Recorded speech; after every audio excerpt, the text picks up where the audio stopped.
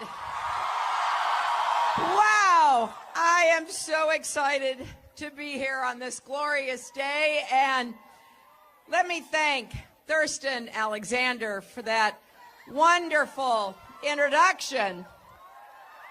I told Thurston I know his mommy and daddy are proud of him, because what you want is a young person who has the concerns about others, but the ambition to go as far as your hard work and talent will take you. That really is what we want in America. And being here with all of you gives me such a positive sense about our future. I want to thank all of the elected officials, Jeff Jackson, candidate for State Senate, and Josh Stein, candidate for Attorney General. And I want to give a big shout out to Linda Coleman, candidate for Lieutenant Governor, and to all of the other participants in the program today. There are 16 days left before the most important election of our lives. Are you ready? Well, as Thurston said, and as the provost told me, you're going to be able to vote right here on campus starting on Thursday. And I am excited because I'm seeing lots of energy and enthusiasm here in North Carolina. I was in Durham and Raleigh earlier today and had a chance to speak to a large group of people, go to an early voting site, which was mobbed. There were so many people waiting to vote, and what that says to me is that North Carolinians really do know what's at stake in this election. I'm going to do everything I can, and I hope you will as well, to elect Roy Cooper your next governor. You will not find a more dedicated fighter for North Carolina kids and families.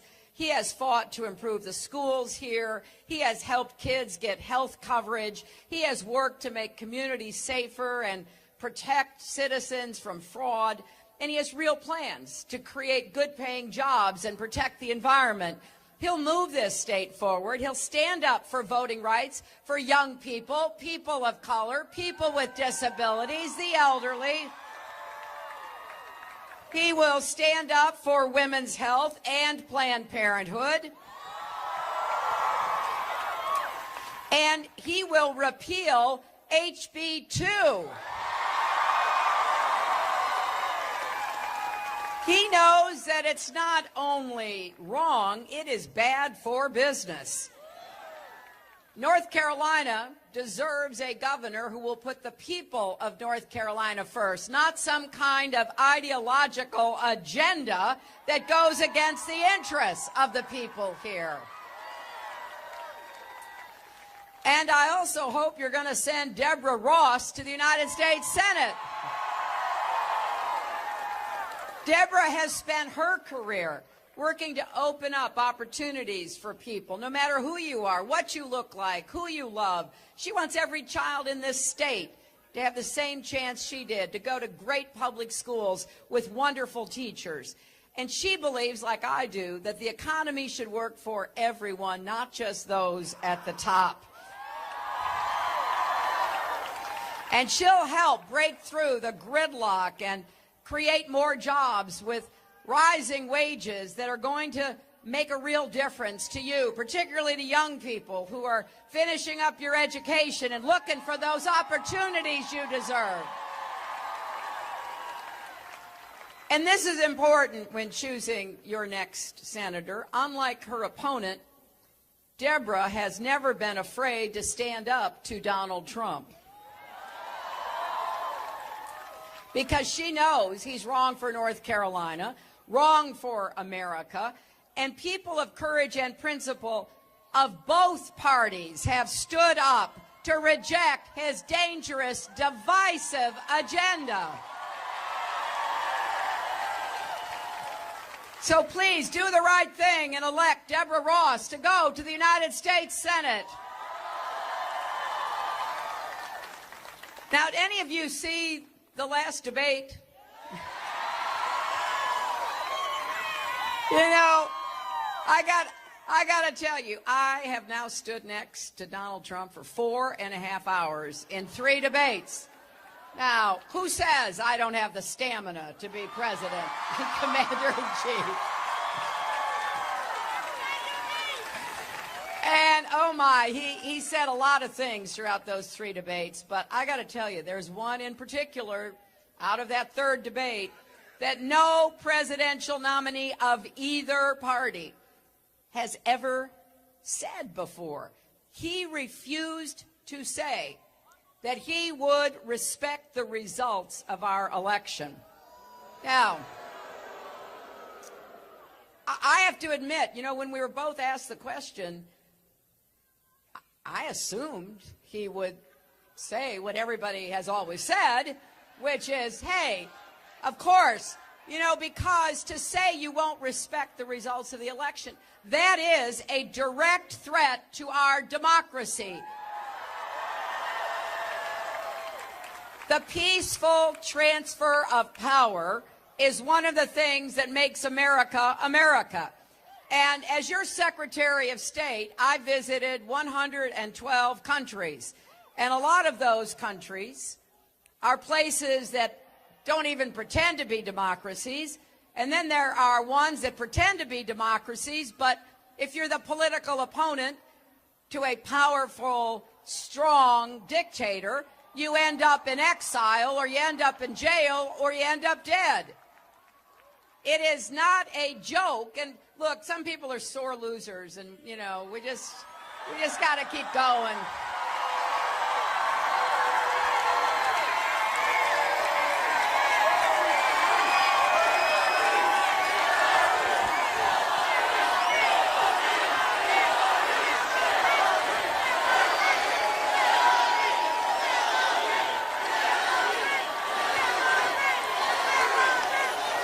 But I really do want to make this serious point, because I know probably here some of you know people who are going to vote for Trump or considering voting for Trump. And look, I want them to know, just like I want you to know, I want to be the president for every American. Democrats, Republicans, independents, people who vote for me, people who vote against me, because we've got to bring this country together. We've got to have everybody pulling in the same direction. And, you know, I understand some people are angry, but anger is not a plan, right? Now, I get criticized because I have lots of plans. I know, I hear it all the time. There she goes with another plan. How we're going to create jobs, and how we're going to get down the cost of prescription drugs, and how we're going to deal with all of the challenges here at home and around the world. I know that, but I got to tell you, I sort of have this kind of old-fashioned idea. If I'm asking you for your vote, I should tell you what I want to do, right? And maybe, I'll admit, maybe it's kind of a woman thing. We make lists, right? We make our lists, and then we try to figure out what we're going to get done and cross it off. But I feel strongly that everything I'm proposing is doable. I'm not making it up. I think we can get the economy to work for everyone, not just those at the top. I really believe that. And we can't let all the negativity get us down. We can't give in to cynicism. That is one of the great consequences of people giving up hope, of not believing that we can do things. And that's something else I saw on all those visits to all those countries. But you know what? There's some really good news. Something exciting is happening now across our country. Millions and millions of people are registering, voting early, and volunteering. And we just reached a milestone. Right now, more than 200 million Americans are registered to vote in this election. That includes more than 50 million young people. That is more than ever in the history of our country. And we are now seeing a lot of North Carolinians, like I saw earlier at the event in Raleigh, turning out early to vote. And it's predicted that more people in this state will vote in this election than ever before. So what does that mean? Well, I think it means that people are standing up for what we really believe in. That people are saying, hey, it's not just what we're against, it's about what we're for. And we want to defend our most cherished values. We want to be part of creating that future where everyone counts, everyone has a place, and everyone can contribute. And that's what it comes down to. It may well be that my name will be on the ballot, but I am asking you to vote for yourselves as much as I'm asking you to vote for me. I'm asking you to vote for what you care about, the kind of country you want, and really the lessons we want to teach our sons and daughters. For example, I believe with all my heart that we've got to make sure women and girls in America are treated with dignity and respect.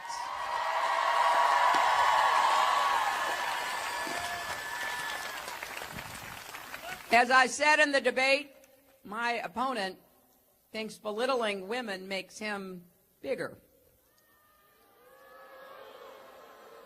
He goes after their dignity, their sense of self-worth, and I don't think there's a woman anywhere who doesn't know what that feels like.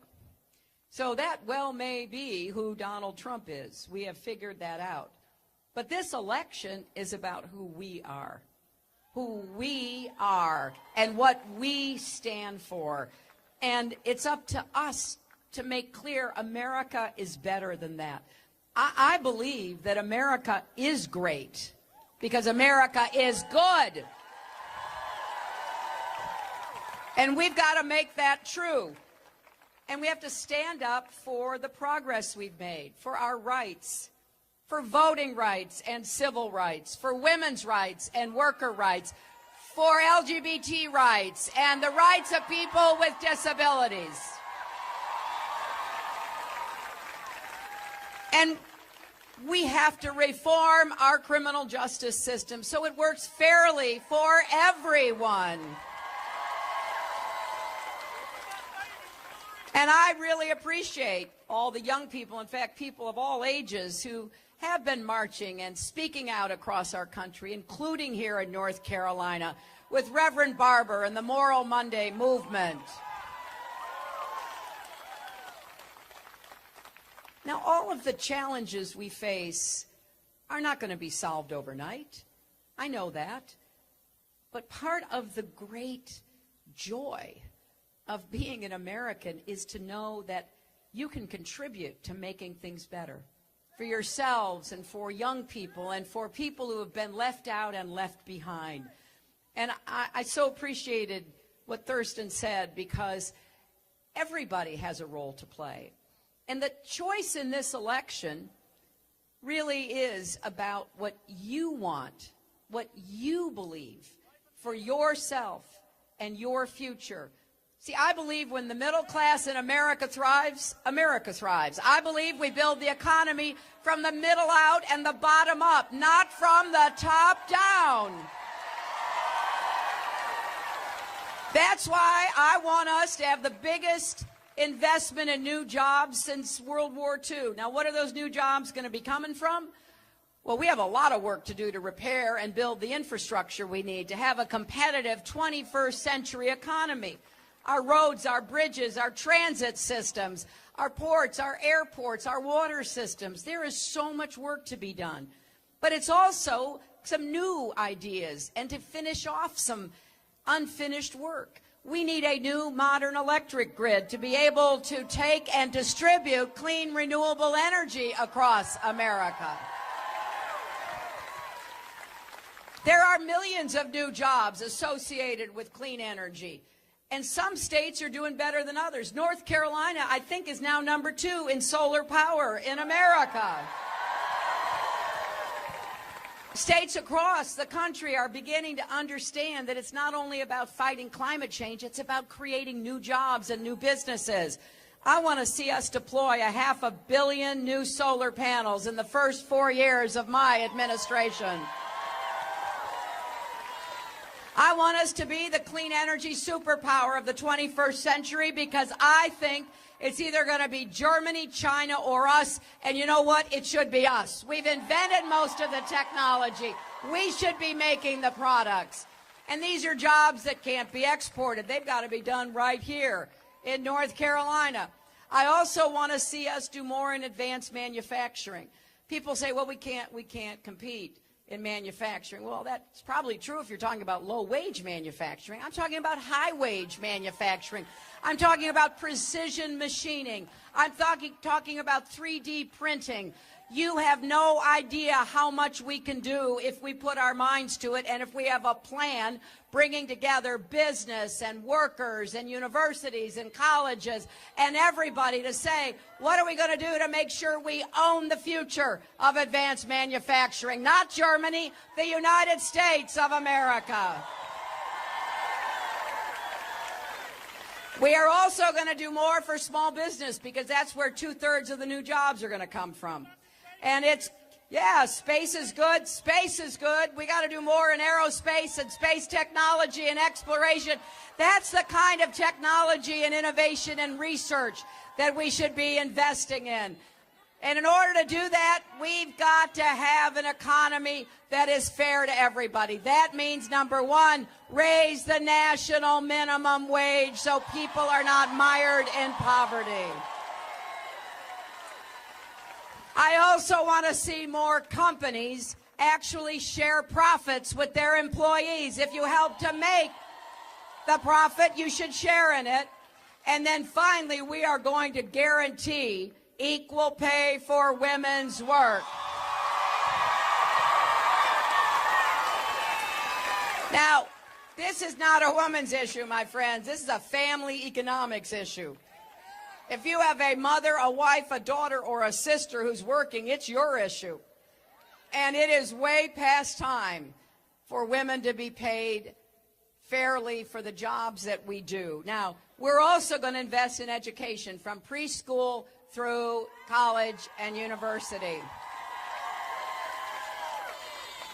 I want us to have universal pre-kindergarten, because too many kids show up at school unable to really begin learning. And I want good schools with good teachers in every single zip code in America. I want to bring technical education back into high school and do everything I can to support our community colleges. A 4-year degree should not be the only path to a good job and a middle-class life. And besides, there are going to be a bunch of jobs for machinists and welders and computer coders and healthcare technicians. I want that pipeline filled with young Americans who are going to get those jobs and have a good future. And we're going to bring down the cost of higher education. I'm going to make public colleges and universities tuition-free for any family whose income is $125,000 or less per year. Now, that's the vast majority of Americans, but if your family's above that, I want it to be debt-free. So pay what you can afford, but don't go into debt. I consider it an investment in young people, and I don't want you burdened with the debt that you have. I think it's great to work. I worked through college. I worked through law school. I believe in that. But I don't want people coming out burdened by debt and having a difficulty paying it back. We're going to change the way that debt works. We're going to bring down interest rates, and we're going to let you pay it back as a percentage of your income. And if you do certain public service or national service jobs, we're going to forgive a lot of or all of the debt in return for you doing that. I worked on this plan with Senator Sanders after we finished the primary. That's how I want people to work together. We had a great primary. It was about issues, not insults. And then when it was over, we sat down and said, how can we bring our ideas together and come up with a plan that we can work on to get passed? And if you want to see what it would mean to you, you can go to hillaryclinton.com/calculator, and you can actually see how much you and your family will save if we pass this plan come next year. So when I think about what we're doing and how we're going to move forward together, I'm excited about it. People say to me, well, how are you going to pay for it? And I've said, look, I'm going where the money is. I mean, really, most of the gains in income have gone to the very top of the income scale, and that's great, but it's time for everybody to pay their fair share. And so I think that we should be looking to millionaires and billionaires and corporations, and that is the exact opposite of what my opponent is proposing. He truly believes, I think, that if you give trillions, that's trillions with a T, if you give trillions of dollars of tax cuts to millionaires and billionaires and corporations, everything will work out. It's trickle-down economics on steroids. I don't believe that, and there's no evidence for that. If you add up, and this is a little homework assignment, if you add up the number of jobs that our economy added when Barack Obama and Bill Clinton were president, and you compare it with the two Bush presidencies and the Reagan presidency, you'll see what I mean. We know how to create jobs and get incomes rising because we did it not so long ago. Now, the other thing, I think as a matter of simple fairness, since we heard Donald admit that he hadn't paid a dime in federal income tax for years, I couldn't understand that, because he said it made him smart. And I've been pondering this, because I just don't know how smart you have to be to lose $1 billion in 1 year. I don't understand that. But then, to add to that, I don't understand how you can run casinos and lose $1 billion. Have any of you folks ever been to a casino? You know that saying, the house always wins? Well, unprecedented. Lost $1 billion in 1 year and avoided paying income taxes, which means that he has paid zero. Zero for our military, which he calls a disaster. Zero for our vets, some of whom, like POWs and others, he has insulted. Zero for Pell Grants and scholarship aid. Zero for education and health care.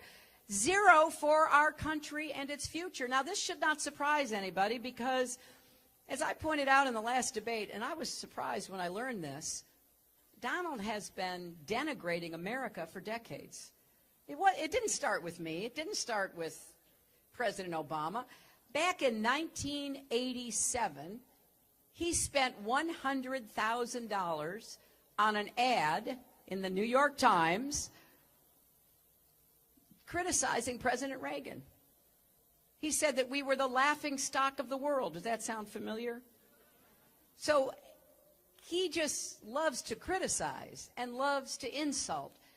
But we need people to come together to actually find common ground and make things happen. And when you're in the arena, you can't just be lobbing insults. You got to get to work.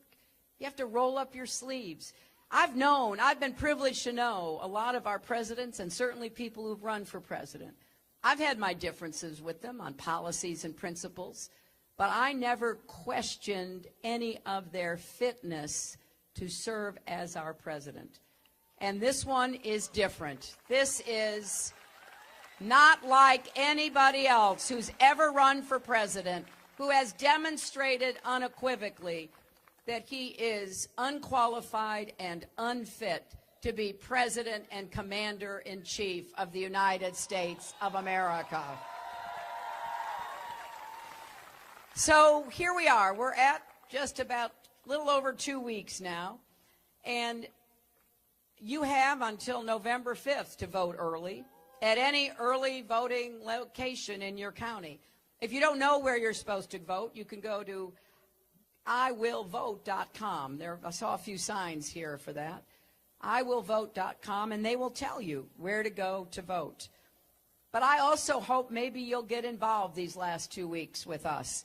Make some phone calls, knock on some doors. It could make a big difference. And I would ask you to go to HillaryClinton.com and sign up to volunteer. You can pull out your phone and text JOIN to 47246 and find a way to volunteer. Because it's easy to forget how far our country has come because people made compromises. Have any of you heard about the amazing Broadway musical Hamilton? Wow, I'll tell you, I've seen it 3 times, and I listen to the score all the time. But here's what I wanted to tell you. You know, they didn't all get along with each other. They were not all best friends. Our founders had real differences, big difference between Hamilton and Jefferson over, you know, whether the new union should assume the debts of all the states, where the new capital should be. They went at it with each other. But they also finally got in a room and made decisions. Right now, we're in a period of gridlock where folks don't want to get in the room and make decisions, which is contrary to how we have conducted ourselves for 240 years. We need to get back in the room, and we need to listen to each other. We can disagree without being disagreeable. We can admit none of us has all the answers. I certainly don't. When I heard Donald say at his convention, I alone can fix it, I thought, my goodness. Last I checked, we're all human beings with our frailties and our imperfections. We need to be lifting each other up, not tearing each other down. And here's what I want you to know.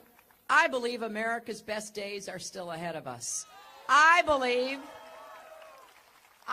for all the young people here at UNC Charlotte and across this state, that we can give you the chance to pursue and obtain your piece of the American dream, so long as we keep believing in that dream ourselves. A lot of people sacrificed for it, worked really hard for it. We can't be the first to give up on it. And I will promise you, if I am fortunate enough to be your president, I will get up every day in that White House. It will be my mission to think about how I'm going to give all of you, every single one of you, the best chance to live up to your own God-given potential in America. But I can't do it without you. So please, UNC Charlotte, turn out and vote, early vote. Bring your friends, your family. Let's go out and prove anything is possible in America. And yes, love trumps hate. Thank you.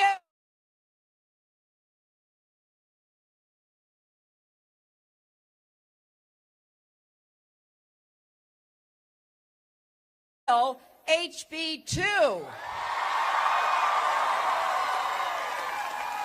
He knows that it's not only wrong, it is bad for business. North Carolina deserves a governor who will put the people of North Carolina first, not some kind of ideological agenda that goes against the interests of the people here. And I also hope you're going to send Deborah Ross to the United States Senate. Deborah has spent her career working to open up opportunities for people, no matter who you are, what you look like, who you love. She wants every child in this state to have the same chance she did, to go to great public schools with wonderful teachers. And she believes, like I do, that the economy should work for everyone, not just those at the top. And she'll help break through the gridlock and create more jobs. Jeff Jackson, candidate for state senate, and Josh Stein, candidate for attorney general. And I want to give a big shout out to Linda Coleman, candidate for lieutenant governor, and to all of the other participants in the program today. There are 16 days left before the most important election of our lives. Are you ready? Well, as Thurston said, and as the provost told me, you're going to be able to vote right here on campus starting on Thursday. And I am excited because I'm seeing lots of energy and enthusiasm here in North Carolina. I was in Durham and Raleigh earlier today and had a chance to speak to a large group of people, go to an early voting site, which was my